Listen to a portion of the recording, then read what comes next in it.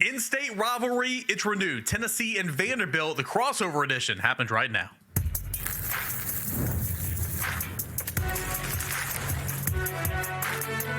You are Locked On College Crossover, part of the Locked On Podcast Network. Your team every day. What is up, everybody? I am Eric Kane, joined by Corey Burton here. A little Locked On crossover. Locked On Balls meets Locked On Vanderbilt. Hope everybody has a happy Thanksgiving. A big-time football game coming up for both sides, and we're going to get into that matchup here over the next 30 minutes. Couldn't do it without our friends over at FanDuel Sportsbook. New customers can place a $5 bet. Get started with $150 in bonus bets if you win your first $5 bet. Visit FanDuel.com to go ahead and get started today. Corey, man, I mean, what a game. Obviously for Tennessee, you know, everything on the line for the college football playoffs, but Vanderbilt already 6 wins, and nobody would love to play spoiler more than the Commodores knocking the Volunteers out of playoff contention. Yeah, absolutely. I mean, you know, this rivalry is as intense as it is already without these stakes. You throw that into the mix, whoo, and you have a guy like Diego Pavia standing on that sideline just itching to go. They are ready to roll. They're ready to play spoiler. I think even last week they were probably a little distracted looking forward to this game. Yeah, typically, Tennessee obviously, owns the all-time series in terms of the record. I think they've won the last 5 or 6 in a row, 7 of the last 10. But, Vanderbilt, chippy, Vanderbilt a couple years ago, going into this game a couple years ago, I think knocked off Kentucky and Florida. Obviously, big win over Alabama this year. Nearly pulled off lost by a touchdown at LSU, lost by in overtime at Missouri, went tooth and nail with Texas a couple of weeks ago. Diego Pavia is the story of the quarterback, but what else is different about this Vanderbilt club? I mean, this is a good ball club, and obviously Clark Lea, I think, calling defense has helped in that regard. That's exactly it. I mean, you got Diego Pavia. You mentioned that he's been an absolute rock star, but this defense has been incredible. They make you earn every inch that you get, and what it really does, more so than production and takeaways and things that are quantifiable with stats, the psychology that they deliver to other teams when they force you to earn every single yard and drive the ball every single time you want to score, that wears on teams. You get teams that panic, you get teams that do things that are uncharacteristic, and it just wears on you. And offensive coordinators, and I'm one myself, we're not patient people. We want to take those shots and we want to score now. And we want to get the ball going. And Vanderbilt prevents you from doing that. And it's all really because Clark Lea has a really good understanding of what teams want to do against them and takes that away. And makes them move to plan B, plan C, and even plan D. Well, that's interesting. You have a scouting background. Of course, you have a coaching. You're a coach right now. What makes Pavia so good? Obviously, he's skilled. He can run. They run a lot of option.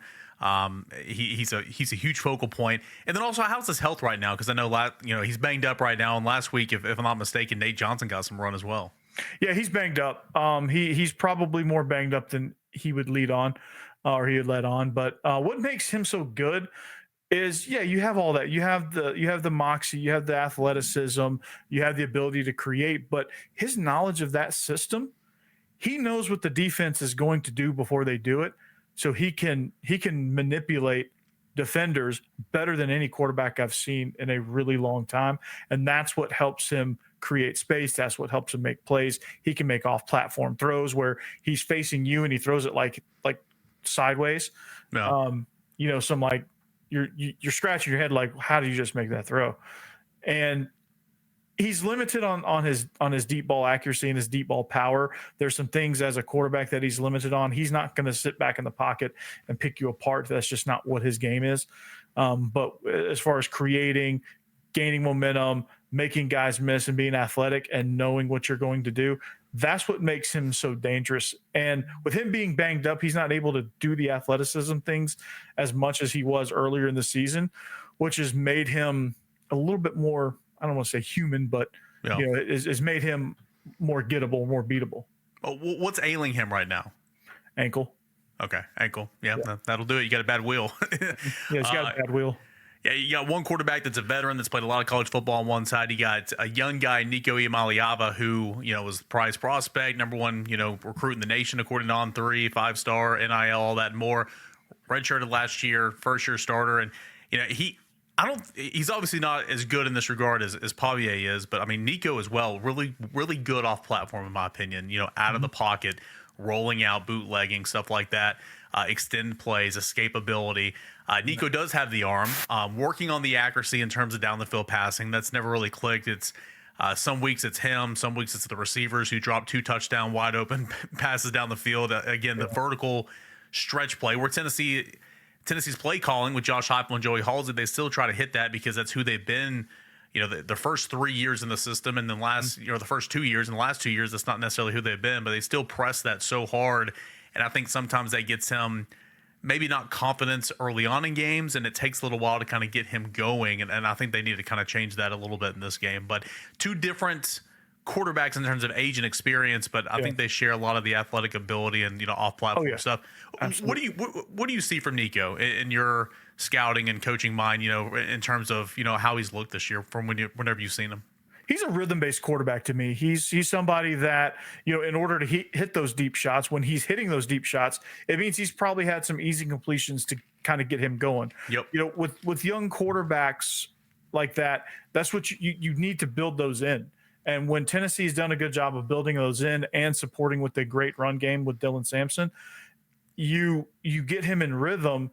And now he's able to hit those deep shots, and that gives you momentum, and you can move the ball quite explosively. When he struggled, they haven't done a good job of either hitting those easy passes, or teams have taken those away by constricting the space down. And when he gets up to throw, he looks out there and there's somebody blanketing a receiver on a hitch route or a seam route, and he just kind of, what a lot of freshmen do, he probably double clutches and then either throws it away or it's just not going to get complete. And then his confidence gets shaken a little bit. And then his accuracy, I think he gets a little jittery with his mechanics in those situations. So for a guy like Nico, you have to keep him comfortable, and keeping him comfortable is getting some easy passes, bubble routes, slants, hitches, things like that in the quick game that can get them going. Vanderbilt's going to have to really disrupt that. Yeah, I mean, couldn't agree more, man. I mean, take last week against UTEP, for example.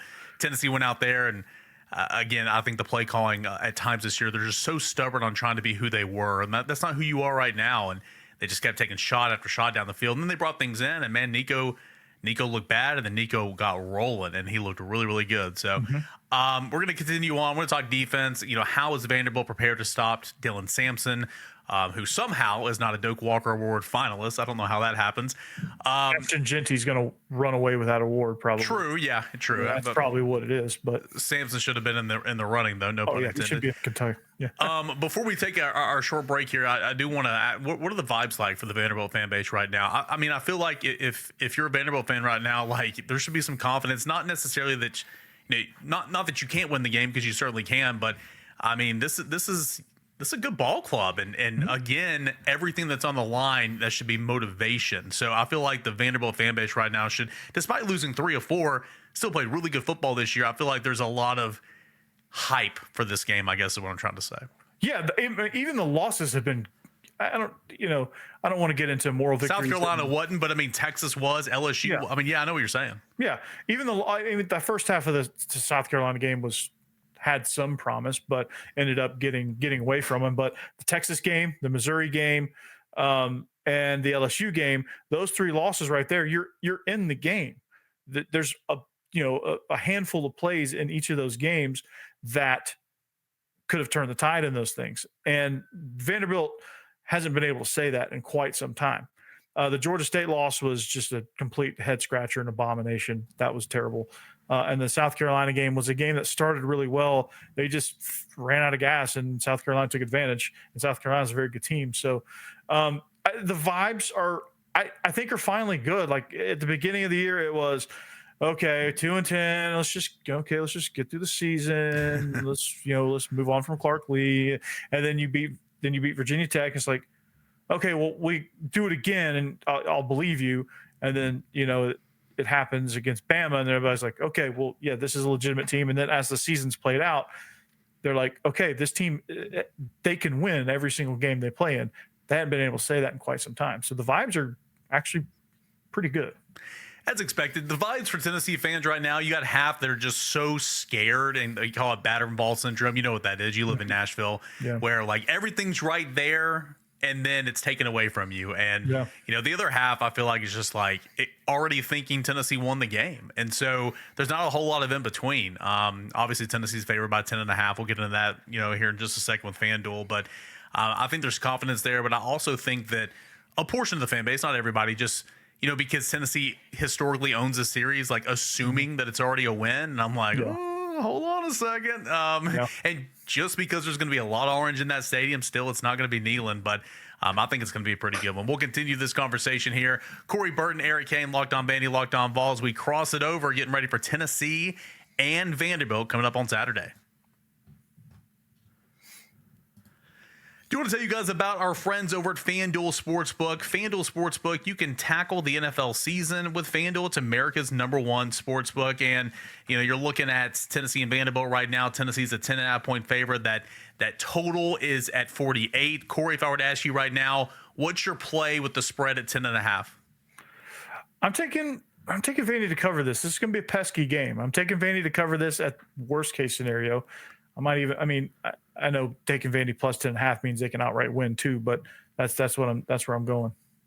That total's a little bit lower than I thought, maybe because of the injury to Pavia and the inconsistencies for Tennessee's offense. But nonetheless, the play there is at 48.5, and you can do that. You can do other college football games. I mean, you got Georgia Tech this weekend. You got the Egg Bowl this weekend. You've got championship weekend coming up next weekend, but also the NFL action this Sunday and every Sunday over at FanDuel Sportsbook.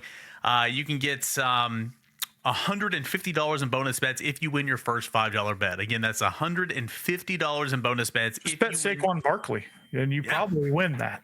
Exactly, right there. You win it.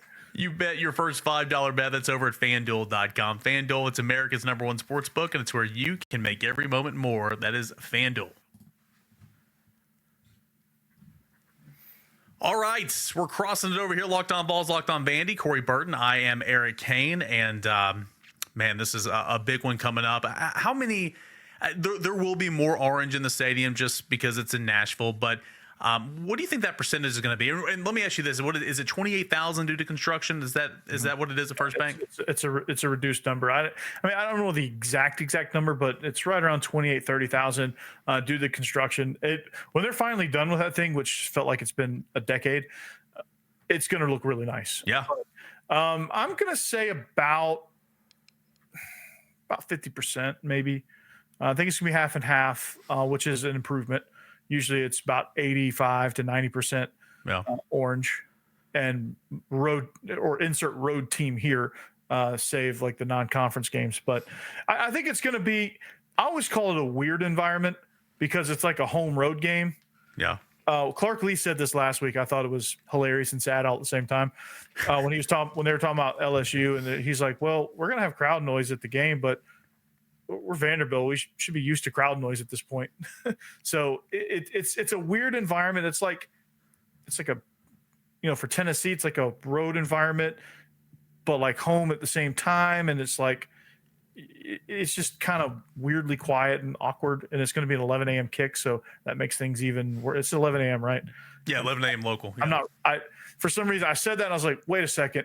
And then I realized, it is. Well, FanDuel's got it at 2:30 on its app all week long. Like, no, it's 11 o'clock. Threw me off. I saw that and I was like, I saw something where it's 11 a.m. Did it flex out or something change on me? Yeah, it's gonna be one of the, like 11 a.m. kicks at Vanderbilt.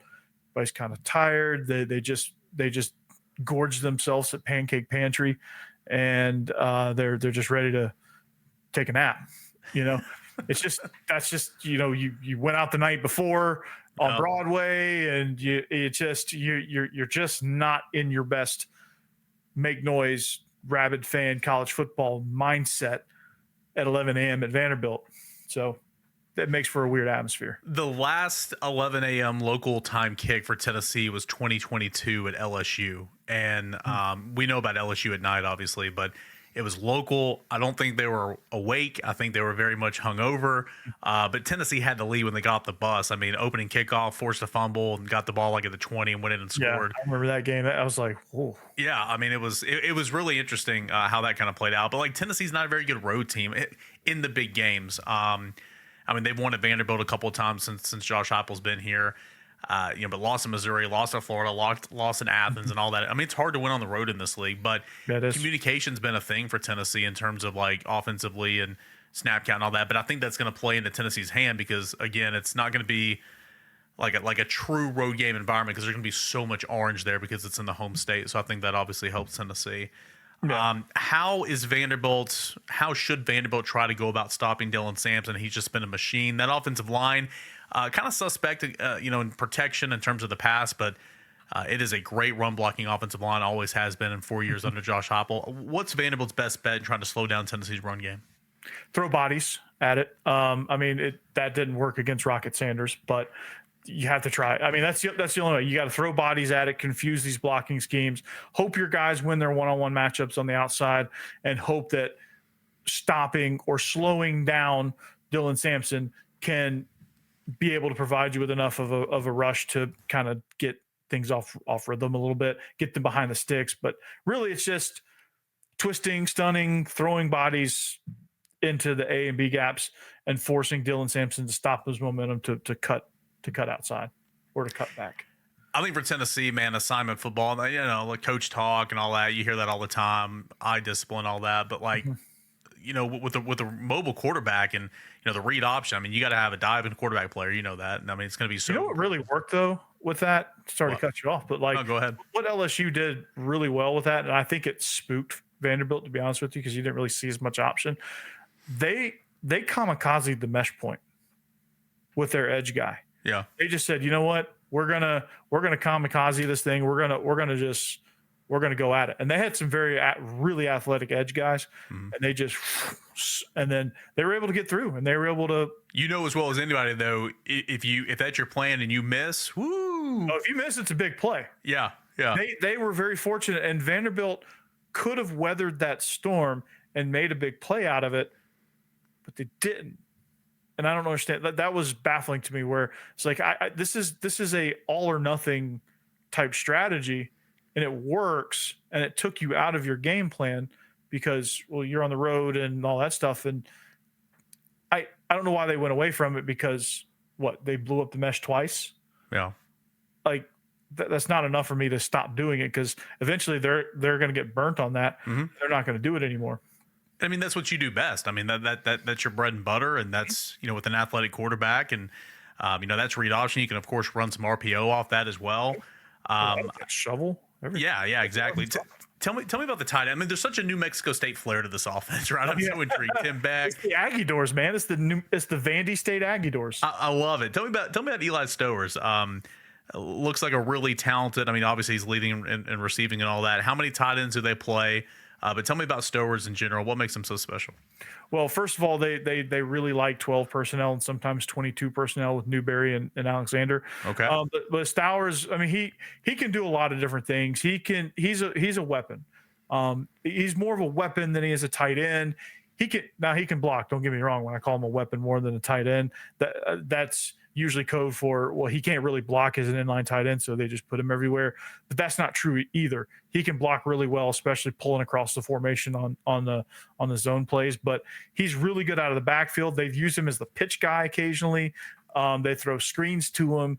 He's a matchup nightmare. He can run just about every route out there, and he's pretty good against most safeties. And teams have now keyed on him, and they've done a good job of kind of taking him away a little bit.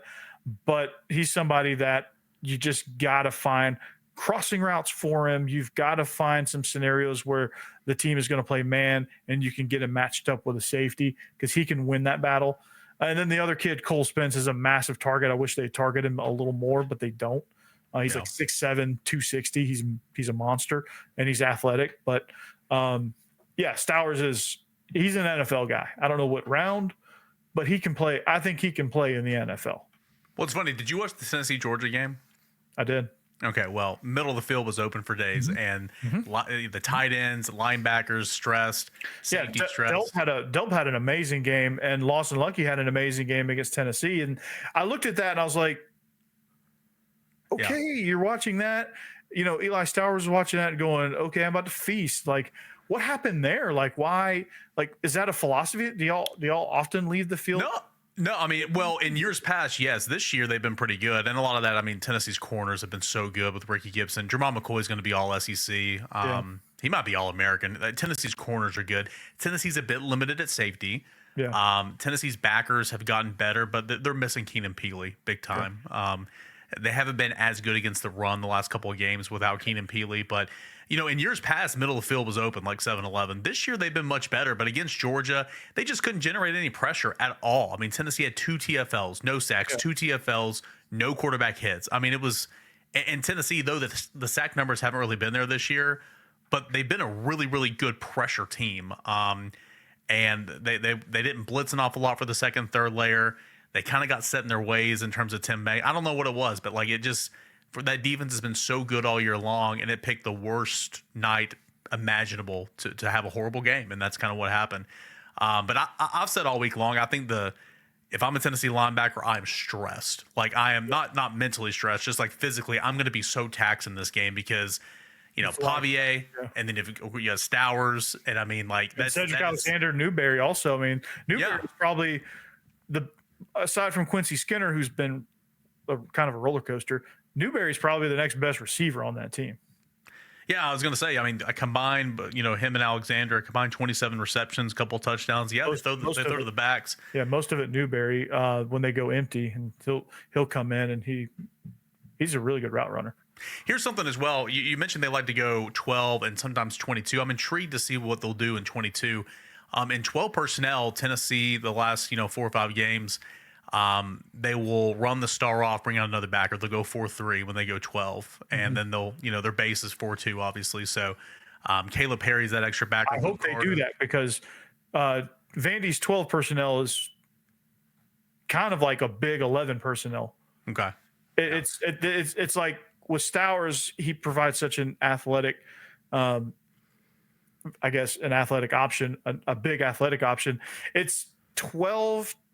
Technically, but it's probably they can get into an 11 personnel type formation really easily, and still be just as dangerous. Yeah, I mean, if your tight end is athletically, as like a receiver and can run, Tennessee's got one of those. He never plays, Ethan Davis, but Tennessee's got one of those as well. That's kind of a matchup nightmare. So I'm intrigued to see what this year Tennessee's done that 12. They go 4-3, but I'm intrigued to see if they want to stay in a 4-2-5.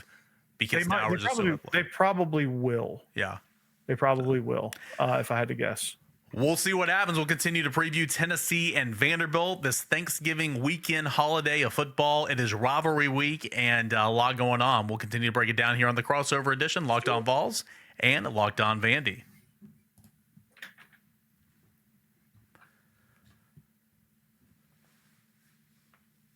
All right, Corey, we talked about this a little bit in segment number 1, but in the last couple of minutes of the show, I mean, what would a win, I don't want to speak for you, man, but like a Vanderbilt win over Tennessee, in my opinion, would obviously, I mean, for as great as the win over Alabama was, this would make your season, right? I mean, beating your in-state rival, knocking them out of the playoffs. This would be the biggest win in Vanderbilt history since, I guess, the Alabama win a couple of weeks ago. This would be just monumental. And I mean, Clark Lea, who came in with 6 wins in 3 years, or 9 wins in 3 years, already has 6 wins now. This would be the biggest win of his career, I would imagine. Yeah, I mean, you get to your 7th game, which puts you in better bowl slot. You beat Tennessee, which that's the main goal. You could go 1-11, and you beat Tennessee, and the season's not lost. And it, for the program's sake, it has the biggest stakes as far as the opponent that you're playing getting knocked out of a playoff spot. I think with Alabama, they started that downward spiral after losing to Vandy. So yeah, this would be because of the implications, because of the in-state rivalry aspect, and because Clark Lea came off such an abysmal year last year. Was on the hot seat this time a year ago, I mean, his seat was red hot. I think they were banana peel away from firing him. Yeah. And they didn't. And he more than saved his job. I think he's proven that he can do it now. I think he learned a lot with that experience, more so than anyone wanted to give him credit for. But geez, yeah, this would be a huge, huge win, because it'd be a signature win over your in-state rival who had everything to play for and comes in and gets shut down. A win for Tennessee obviously puts Tennessee in the playoffs. It's as simple as that. And if Tennessee does not win on Saturday and misses out on the playoffs, Tennessee cannot blame a committee. Tennessee cannot blame Big Ten bias or whatever. I mean, you can only blame yourself. And but a win obviously would be, the 10th win of the season. That'd be the second time in 3 years Tennessee's had double-digit regular season wins, which is fantastic.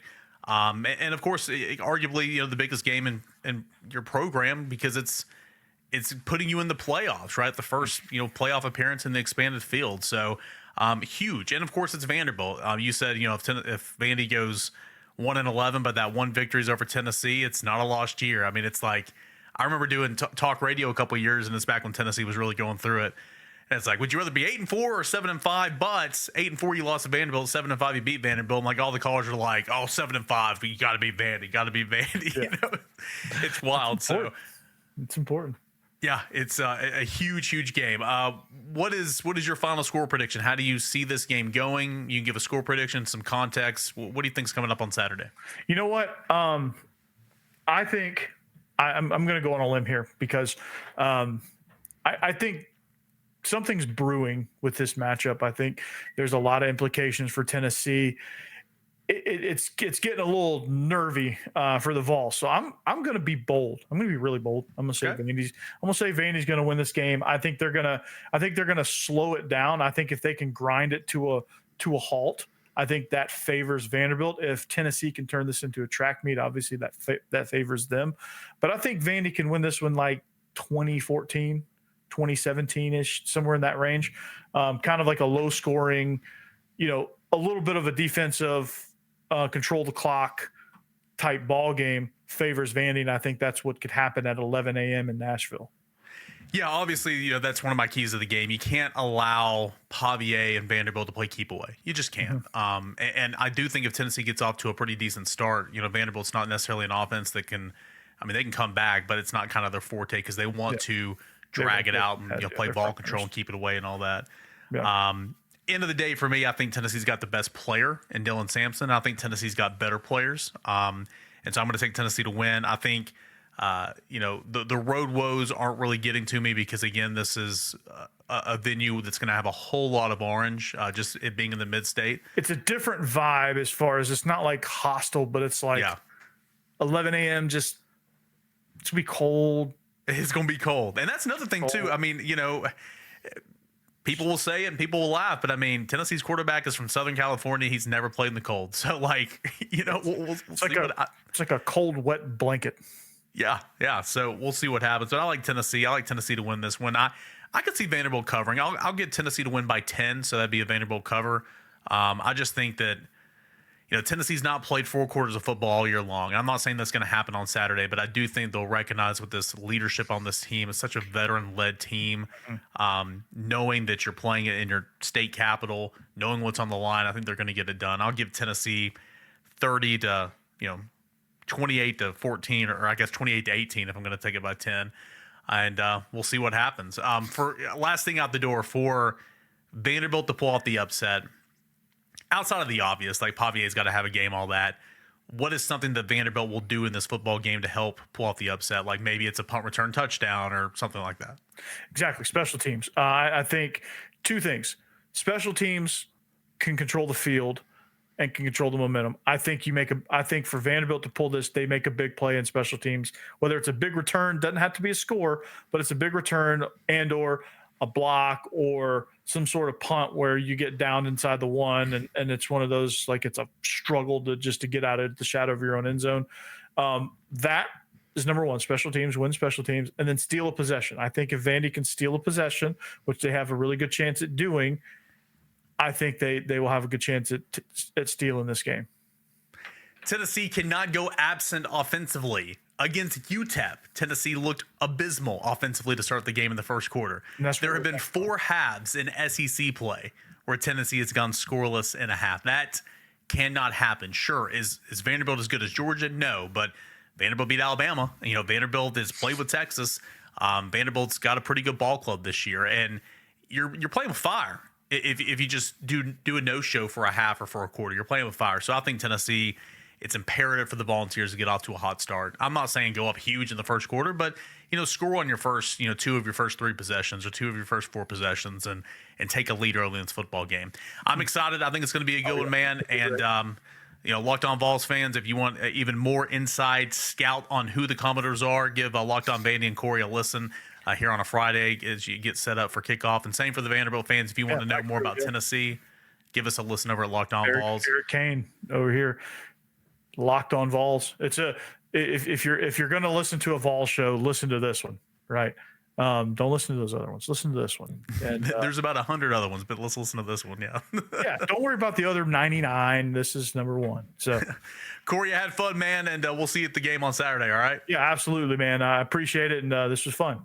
We'll do it again in basketball season, I'm sure. Locked On Vols and Locked On Vandy. It's a Locked On podcast crossover here on a Thanksgiving holiday. Happy Thanksgiving, everybody. Happy Thanksgiving. Please eat too much turkey. And that was the dopest intro I've ever seen.